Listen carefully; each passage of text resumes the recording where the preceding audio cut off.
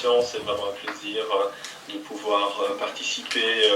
à ce colloque et désolé d'avoir pas pu être à Paris en personne. En fait, il y a un prochain voyage qui est prévu d'ailleurs déjà ce vendredi, mais malheureusement ça se mettait mal de faire encore un petit saut ce mardi. Donc merci d'avoir pu permettre de participer de manière virtuelle à votre colloque. Pour quiconque douterait encore que la situation actuelle du monde occidental ressemble de plus en plus et d'une manière de plus en plus effrayante à la fin de la République romaine, au 1er siècle avant Jésus-Christ, les dernières semaines ont dû être difficiles à supporter. L'alliance entre Elon Musk et Donald Trump, auquel on pourrait joindre encore J.D. Vance, comme parallèle au premier triumvirat romain, la création de Doge comme outil de proscription et d'épuration politique, le retour volontairement assumé du salut romain sur la scène publique comme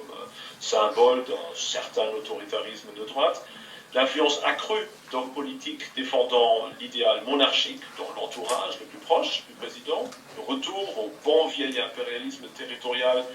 avec les plans d'annexer le Panama, le Groenland et même le Canada, partout où l'on regarde, nous semblons bien projeter plus de 2000 ans dans le passé. Alors le lecteur ou l'auditeur se doutera bien que l'auteur de ces réflexions, après avoir publié en 2013 un ouvrage décrivant les grandes lignes de ce qui est en train de se passer, c'est-à-dire mon livre Le déclin, Paris chez Toucan, il voit un genre de confirmation de ses intuitions, mais si satisfaction théorique il y a, elle est fortement mitigée par un autre constat, beaucoup plus douloureux pour un patriote européen, car comme la Grèce, sous la République romaine tardive, les pays européens semblent bel et bien rentrer en pleine décadence et condamnés au rôle de spectateurs, pire, de simples objets d'une histoire sur laquelle ils ne semblent plus avoir aucun contrôle. Mais revenons quelques pas en arrière pour poser la scène de notre argumentation. Bien que la plupart des historiens universitaires nient à la fois la notion de décadence et considèrent la possibilité de formuler des lois historiques comme refutées, l'histoire des dernières décennies apparaît comme une immense gifle pour les défenseurs d'un modèle historique qui se veut à la fois progressiste et ouvert. En effet, alors que les années de guerre froide avaient conforté la plupart des Européens dans l'erreur que la notion de grande civilisation n'avait plus de sens, que la technologie moderne avait créé de toutes nouvelles conditions historiques et que l'histoire humaine se dirigerait vers une étape finale de félicité utopique, que ce soit libérale, socialiste ou écologique, peu importe. Le retour brutal de la multipolarité, l'échec du multiculturalisme, les revers de la mondialisation et la crise de légitimité de la démocratie libérale nous ont projetés dans un monde qui ressemble nettement plus à celui de l'entre-deux-guerres qu'à celui des années 2000. Plus que jamais, les théories historiques d'un Spengler et d'un Toynbee, interprétant l'histoire humaine non pas comme évolution globale et linéaire, mais plutôt comme ensemble de plusieurs grandes civilisations qui traversent toutes de manière similaire les stades de croissance, de déclin et de fossilisation, semblent de la plus haute actualité. Et il y a peu de doute que la civilisation européenne se trouve à la fin de son parcours. Mais pour mieux comprendre la mécanique de l'histoire, jetons un regard sur l'essence même de ce qui anime l'évolution d'une civilisation, c'est-à-dire la notion de transcendance. À proprement parler, c'est l'idée de transcendance qui se trouve au cœur de toute civilisation, bien que cette notion, en fonction des sensibilités particulières de chaque culture, se retrouve définie de manière bien différente, sans pour autant désigner quelque chose de fondamentalement différent. Dans une première phase de son évolution, chaque civilisation est donc placée sous l'emprise de l'idée de la divinité et de ce qui en découle pour le rôle de l'individu, de la société et de la nature. Ainsi émerge une culture organisée de manière profondément holistique en vue du phénomène divin qui prime sur tout le reste. Advient ensuite, à chaque fois, une phase antithétique où la transcendance est remplacée par la matière, la certitude par le doute, la divinité par l'homme, la tradition par la raison, l'intériorité par l'expansion. Ceci dit, contrairement à bon nombre de modèles binaires qui entrevoient l'histoire comme une oscillation permanente entre deux pôles opposés,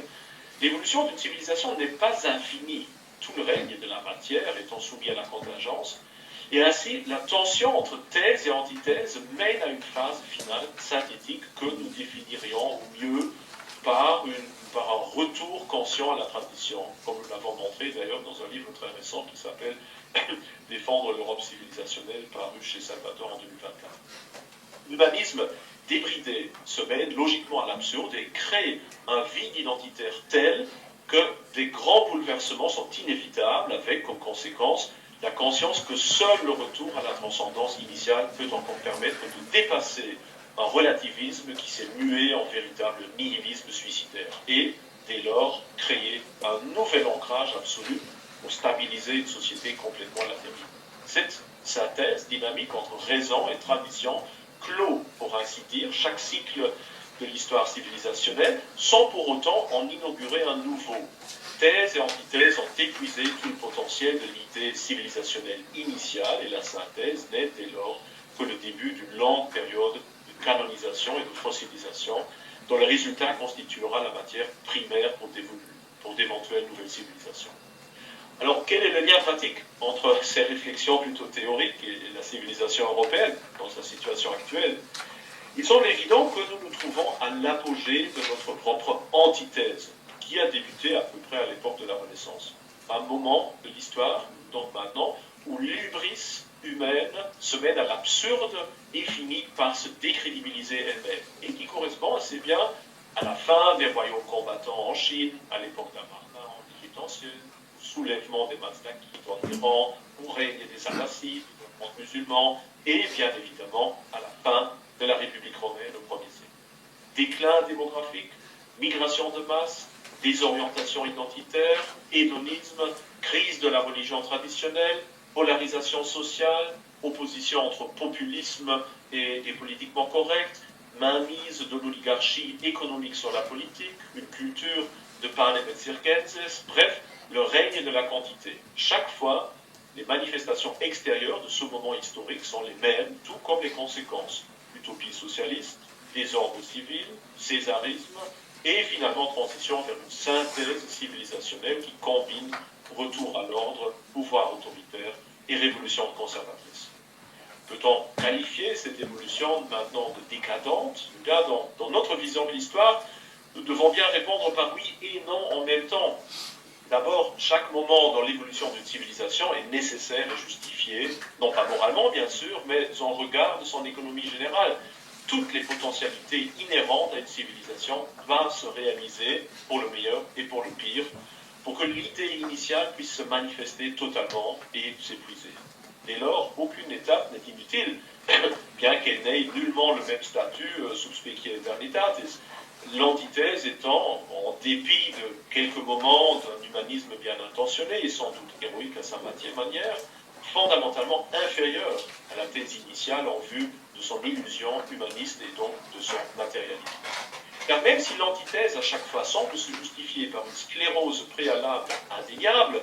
des structures sociales de la phase qui la précède, qui pointe de manière tout à fait correcte leurs nombreuses hypocrisies, manipulations et dysfonctionnements, remplacer la divinité par l'humain et donc l'absolu par le relatif ne peut être qu'un premier pas vers l'abîme, malgré ses bonnes intentions et l'explosion littérale des arts et sciences qui tend à l'accompagner. Ceci explique aussi pourquoi la synthèse finale revêt un statut pour le moins ambigu. Certes, il s'agit en grande partie d'un retour souvent artificiel, cérébral, rationnel, à une tradition qui a cessé d'être à la fois spontanée et continue, mais toujours est-il que ce retour constitue comme le mot final dans l'immense édifice d'une civilisation, un genre de clé de voûte qui, de manière rétrospective, nous permet d'en déceler et stabiliser le sens global. Tout comme dans la vieillesse, l'on tente à passer en revue sa vie passée, afin de boucler tout ce qui est inachevé, donner un sens à sa vie et en passer la mémoire à ses descendants. Tout comme dans la vie d'un artiste, c'est en fonction de l'œuvre de vieillesse que l'ensemble de sa création artistique est généralement analysé. C'est à la fin qu'une civilisation dévoile généralement ses derniers secrets, qui permettent d'en comprendre véritablement la quintessence. Alors qu'en est-il maintenant de Donald Trump, pour descendre de l'abstrait dans le règne du concret, ou plutôt de la manifestation matérielle d'un prototype a priori?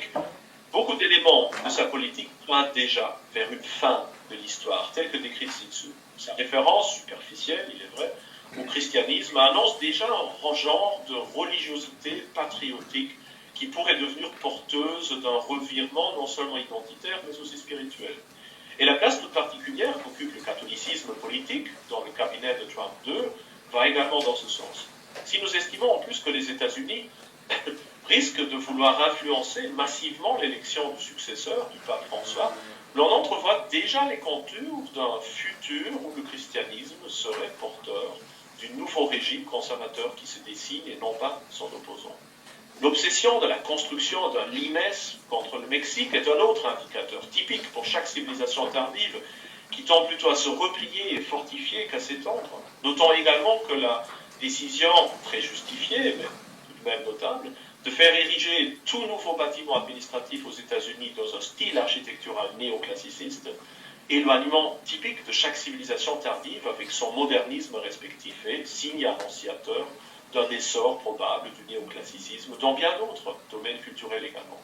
Doit-on insister particulièrement sur la ressemblance entre Doge et les proscriptions romaines, sur les références répétées à l'excellence de la monarchie comme meilleure constitution, même pour les États-Unis, notamment chez Thiel et chez Yarbin,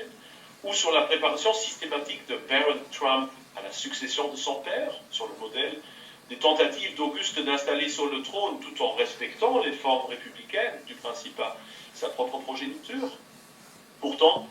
il est très peu probable que Trump représente déjà l'Auguste de notre civilisation occidentale, bien que la divergence remarquable entre sa première et sa deuxième présidence montre bien l'ampleur du chemin morphologique parcouru en quelques années à peine. Alors que son premier mandat était encore placé sous l'égide d'un populisme relativement banal, le second a tout d'un véritable coup d'État semi-légal césariste. Et bien que l'âge de Trump lui interdira probablement de définir durablement un nouveau modèle politique,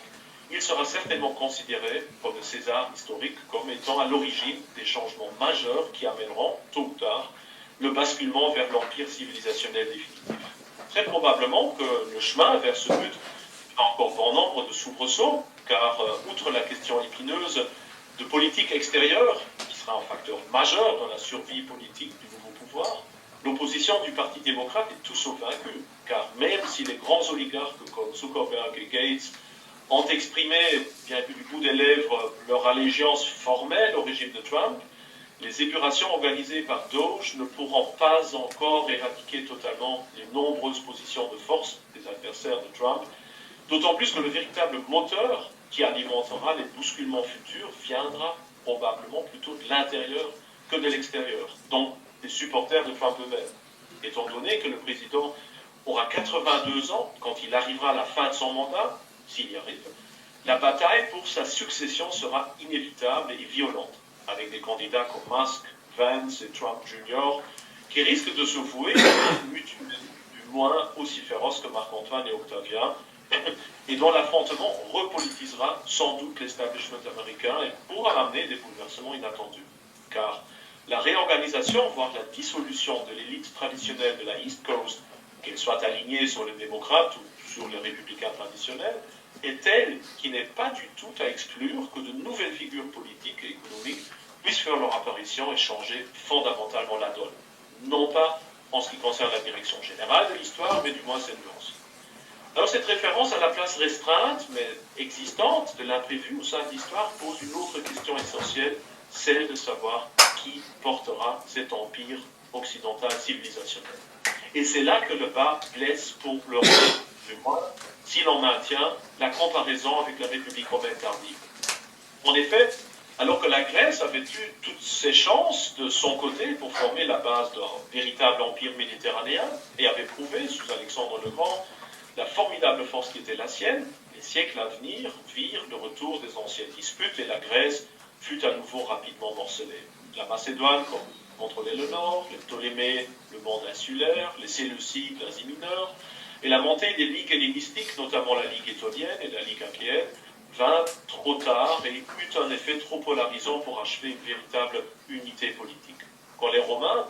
vainquirent les Macédoniens, le sort de la Grèce fut donc largement décidé, car même si le Sénat décida de déclarer toutes les cités grecques comme libres, les disputes qui éclatèrent rapidement ne purent être arbitrées que par des hommes politiques romains.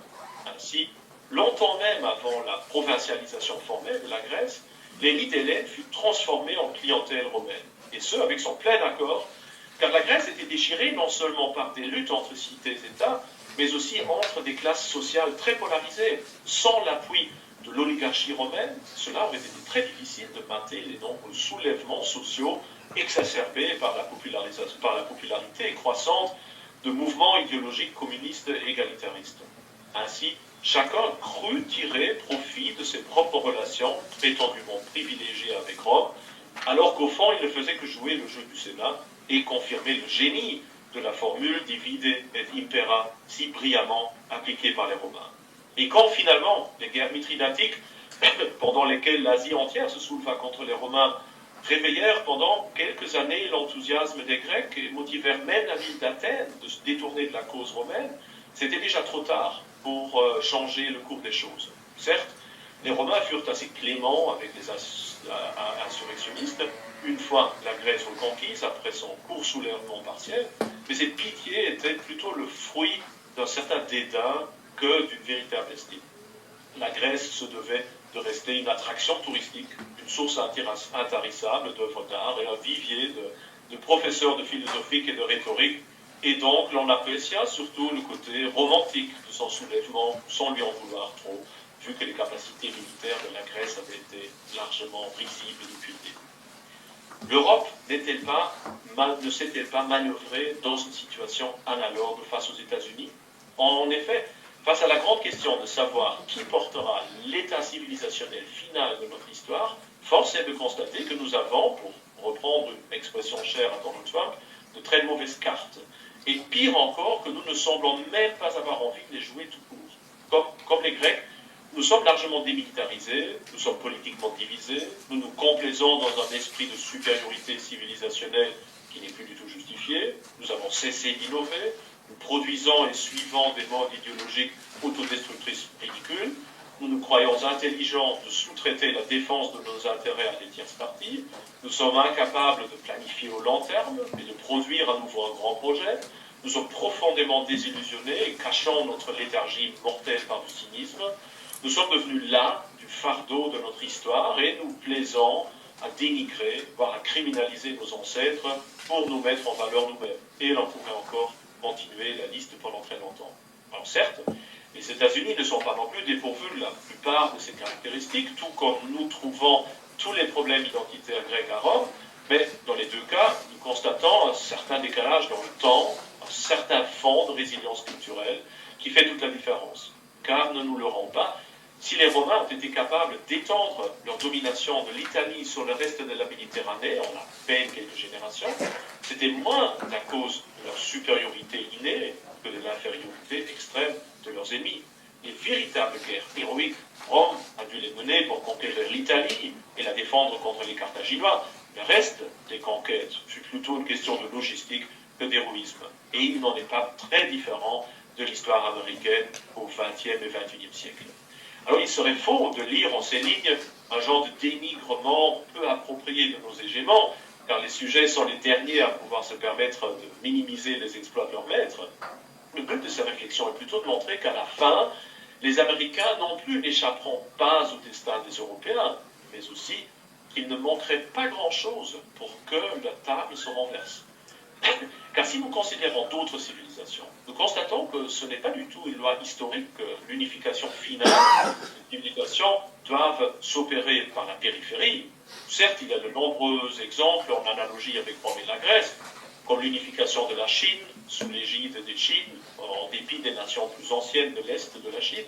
ou celle du Proche-Orient sous les Assyriens, en dépit des Babyloniens. Mais il y a aussi l'Inde classique, dont l'état-civilisation des Guptas fut dominé depuis une nation située au centre même de la vallée du Gange, ou Sumer, dans la troisième dynastie d'Ur, écarta l'éphémère contrôle exercé par la périphérique Akkad au profit d'un retour au centre ancestral.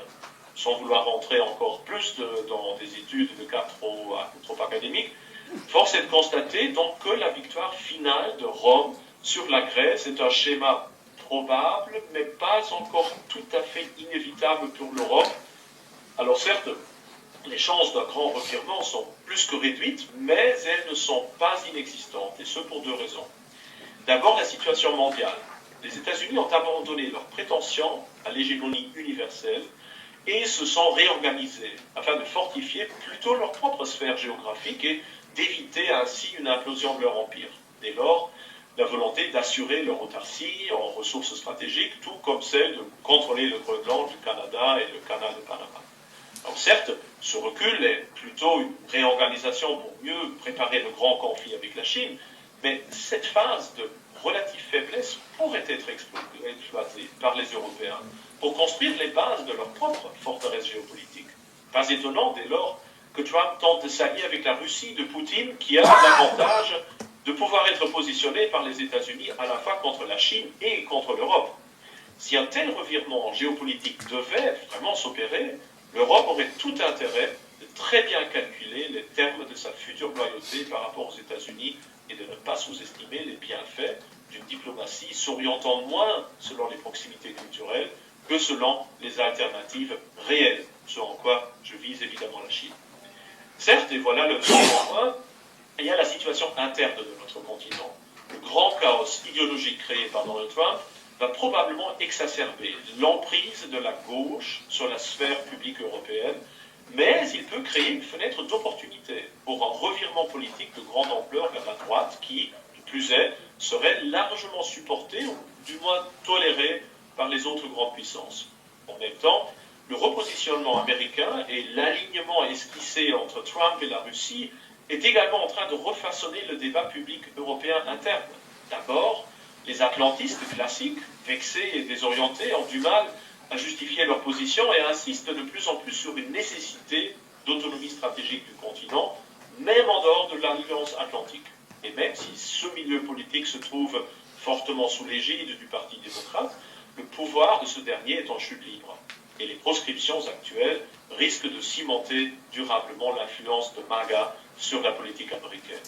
Puis, les eurasistes se trouvent également dupés, car ils commencent à se rendre compte que l'Europe, entité négligeable pour Trump, le sera finalement aussi pour Poutine, et que la grande alliance eurasiatique traditionnaliste anti-américaine peut très rapidement faire place à une coopération pacifique entre Washington et Moscou, dont l'Europe payerait littéralement les frais. Certes, il y a peu de chances de voir les milieux atlantistes et eurasistes, pour ne désigner ici que deux extrêmes, converger rapidement, mais toujours est-il qu'il y a là une occasion en or de mettre en avant les intérêts de la civilisation européenne envers et contre tous ses ennemis intérieurs et extérieurs, et de procéder à une restructuration institutionnelle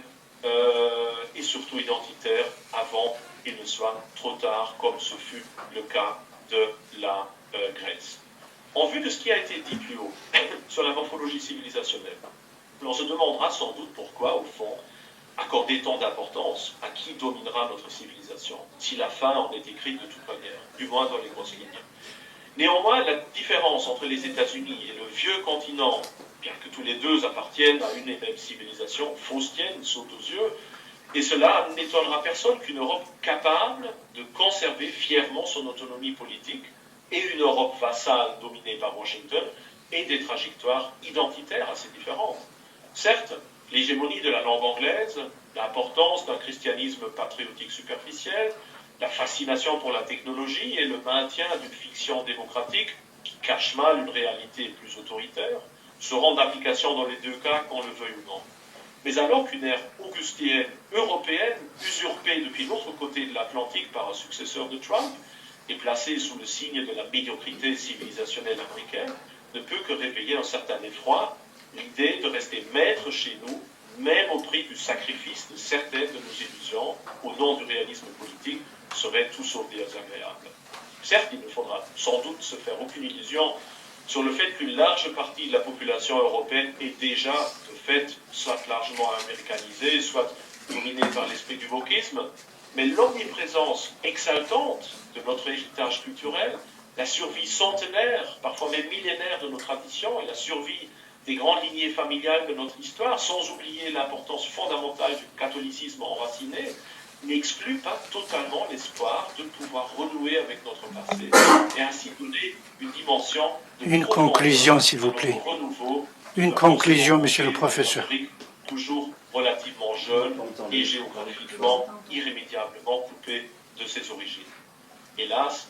voilà d'ailleurs non seulement l'avantage, mais aussi la faille de nos espoirs dans le futur, car l'histoire peut aussi être perçue comme un poids qui, chez les civilisations tardives, cesse de galvaniser les foules au lieu de les paralyser, pour plutôt les paralyser.